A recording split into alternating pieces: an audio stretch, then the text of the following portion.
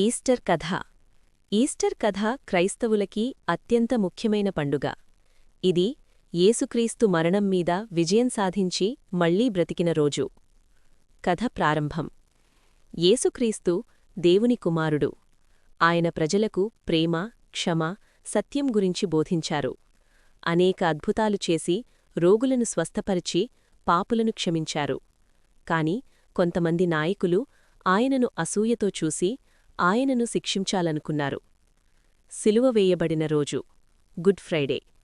యేసును పట్టుకొని ఆయనపై అబద్ధ ఆరోపణలు చేసి చివరికి సిలువపై వేయించారు. ఈరోజు గుడ్ ఫ్రైడేగా గుర్తించుకుంటారు. యేసు తన ప్రాణాన్ని మన పాపాల కొరకు అర్పించారు. సమాధి.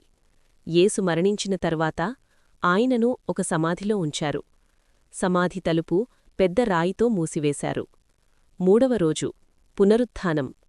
మూడవ రోజు ఉదయం కొందరు మహిళలు సమాధికి వెళ్ళినప్పుడు ఆ రాయి తొలగించబడి ఉండేది. యేసు అక్కడ లేరు. ఆయన మళ్లీ బ్రతికారు. దేవదూతలు చెప్పినట్లు ఆయన లేచెను అని తెలిసింది. ఈస్టర్ సందేశం.